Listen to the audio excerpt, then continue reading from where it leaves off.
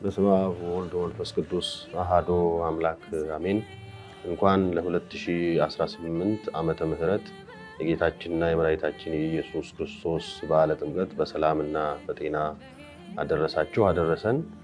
የጌታችን የመድኃኒታችን የኢየሱስ ክርስቶስ በዓለ ጥምቀት ወይንም የጥምቀቱ መታሰቢያ በዓል ሁልጊዜም በአገር አቀፍ ደረጃ ከጥር 10 ጀምሮ እንደሚከበር ይታወቃልና በዚህ መርሃ ግብር በርካታ ምዕመናን ታቦታቱ ወደሚወርዱበት ስፍራ በማጀብ የሚወርዱ ከመሆኑ አንፃር ብዙ ሕዝብ የሚንቀሳቀስበት ከተለያዩ ቦታዎች ብዙ አይነት ሁኔታዎች የሚታዩበት ባህላዊና ሃይማኖታዊ ገጽታ የተላበሰ ታላቅ በዓላችን እንደመሆኑ መጠን በዓሉ መልካም በሆነ ሁኔታና መንፈሳዊ ይዘቱን በጠበቀ መልኩ እንዲከናወን ከሚመለከታቸው የመንግስት አካላት ጋር ተቀናጅቶ የመስራት ሂደቶች እስከዛሬ ድረስ ሲከናወን ቆይቷል። እንግዲህ በአጠቃላይ በዓለ ጥምቀቱ ከዋዜማው ከከተራው በዓል ጀምሮ የሚከናወንበትን ስርዓት በሐዋሳ ከተማ ደረጃ ያሉትን ዝርዝር ሁኔታዎች ምዕመናን እንዲያውቁትና ካህናትም አውቀው ተገቢውን ጥንቃቄና አስፈላጊውን መንፈሳዊነት ጠብቆ በዓሉ እንዲከናወን ለማድረግ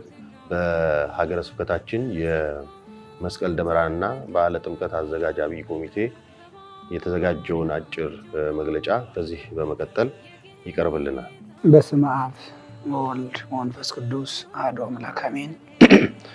በኢትዮጵያ ኦርቶዶክስ ተዋሕዶ ቤተክርስቲያን በሲዳማ ሀገረ ስብከት ቤተ ክህነት ጽሕፈት ቤት የመስቀል ደመራና የጥምቀት በዓል አዘጋጅ አብይ ኮሚቴ የጥምቀት በዓል ዝርዝር አፈጻጸምን አስመልክቶ የተሰጠ አጭር መግለጫ።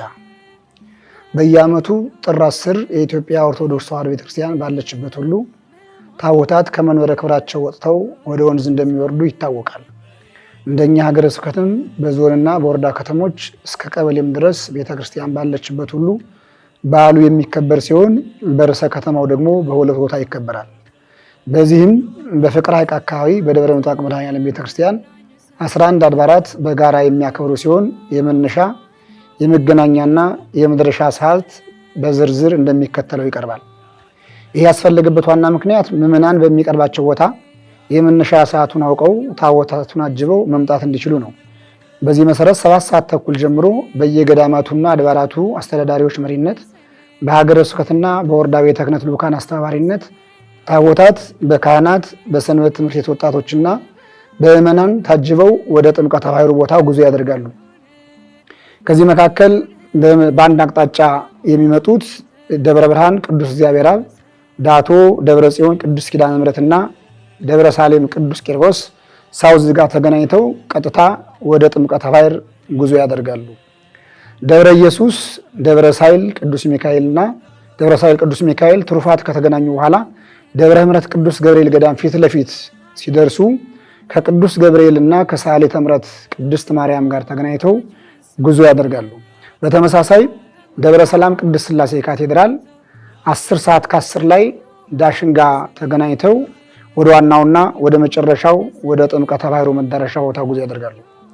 በመጨረሻም ደብረ ምጥዋቅ መድኃኔዓለም ፊት ለፊት ደብረ ታቦር ሲደርሱ ደብረ ታቦር ቅዱስ ሩፋኤል በባህር ላይ ጉዞ ያደረገው መስቀለ ክርስቶስና ከደብረ ምጥዋቅ መድኃኔዓለም ታቦታት ወጥተው ከሁሉም አቅጣጫ ከመጡት ጋር ተቀናጅተው በተቀመጠላቸው ቅደም ተከተል ወደ አውደ ምሕረቱ ወይም በዓሉ ወደሚከበርበት ወደ ጥምቀተ ባሕሩ ቦታ ይገባሉ። በዚህ በዓል ላይ በዋናነት መደረግ የሌለባቸው እንደ ኮሚቴ የታመነባቸው ከገዳማትና ከአድባራት አስተዳዳሪዎች ከሰንበት ትምህርት ቤት ወጣቶችና ከልዩ ልዩ ማህበራት ጋር ባደረግነው ውይይትና ስምምነት መሰረት ከሁሉም አቅጣጫ የሚመጡ አስተባባሪዎች መገናኛ ቦታ ላይ ሲደርሱ በማዕከል ለሚያስተባብሩ ቦታውን መልቀቅ፣ በአገልጋዮች ደረጃም ልብሰ ተክህኖ ከለበሱ ካህናት መስቀል ከያዙ እና ከለበሱ ዲያቆናት ውጪ ከታቦታቱ ፊት ለፊት መሄድ፣ ከታቦታቱ ፊት ለፊት ፎቶ መነሳት፣ ጥምቀተ ባሕሩ ቦታ ላይ ሲደርሱ ከተፈቀደላቸው ውጪ ወደ አውደ ምሕረት መውጣት የተከለከሉ ናቸው። በምዕመናን ደረጃም ለጸጥታ አካላትም ሆነ ለአስተባባሪዎች በቀናነት መታዘዝ፣ መተባበር በዓሉን በሰላማዊ መንገድ ለማክበር የእናንተ ትብብር ትልቅ ድርሻ እንዳለው ለማስገንዘብ በዚሁ አጋጣሚ እንወዳለን።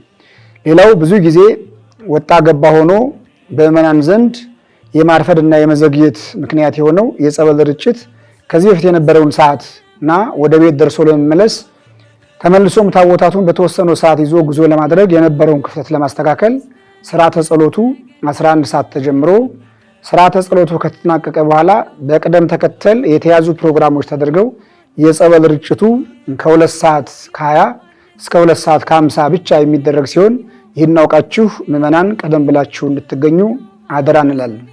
የመስቀል ደመራና የጥምቀት በዓል አዘጋጅ አብይ ኮሚቴ ጥር 9 2018 ዓ.ም ሐዋሳ ኢትዮጵያ። ወስብሐት ለእግዚአብሔር አሜን። ክቡራን ካህናት፣ መላው በሀገረ ስብከታችን የምትገኙ ካህናት፣ ምዕመናንና ምዕመናት በአጠቃላይ እንግዲህ በዚህ በወጣው መርሃ ግብር መሰረት በዓለ ጥምቀቱ በተሳካ ሁኔታ እንዲፈጸም ሁሉም ተባብሮ ተቀናጅቶ መሄድ እንደሚገባው ለማሳሰብ እንወዳለን።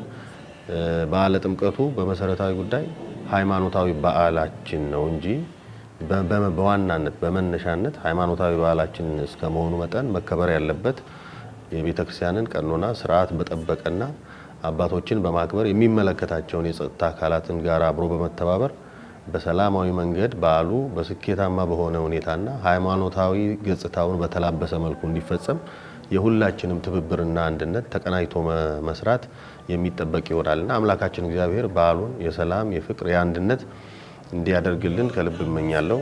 አመሰግናለሁ። ስብሐት ለእግዚአብሔር።